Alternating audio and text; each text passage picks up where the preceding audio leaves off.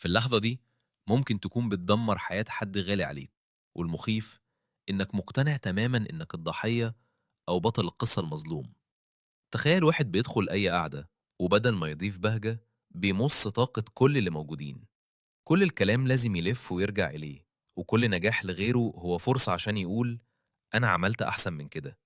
إحنا مش بنتكلم عن مجرد شخص مغرور، إحنا بنتكلم عن القاتل الصامت للعلاقات. بس قبل ما تشاور على حد تعرفه فكر، هل الصفات دي بدأت تتسلل ليك أنت؟ النرجسية مش مجرد منظرة أو واقفة قدام مراية، ده مفهوم سطحي جدا.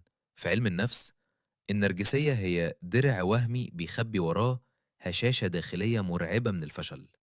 النرجسي مش بيحب نفسه، هو بيقدس الصورة اللي رسمها لنفسه عشان يهرب من حقيقته. والعلامة اللي بتكشف المستور هي العمى العاطفي. النرجسي راداره عطلان، ما بيشوفش غير إشاراته هو وبس. لو جيت تحكي له وجعك هيسحب المايك ويحكي هو تعبان قد إيه، أو يقنعك إنك حساس زيادة وبتبالغ. ده اللي بنسميه التلاعب بالعقول، إنه يخليك تشك في مشاعرك وحتى في ذاكرتك عشان يفضل هو المسيطر. طب إزاي تعرف إنك مش في الفخ ده؟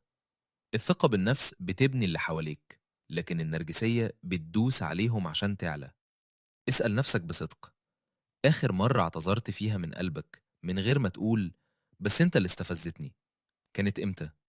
وآخر مرة سمعت حد لآخر كلامه من غير ما تقطعه وتحكي عن بطولاتك كانت إمتى؟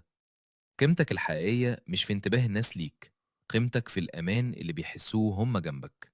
ما تكونش بطل وهمي سايب وراه حطام نفسي، خليك الشخص اللي وجوده بيخلي الحياة أسهل مش أصعب.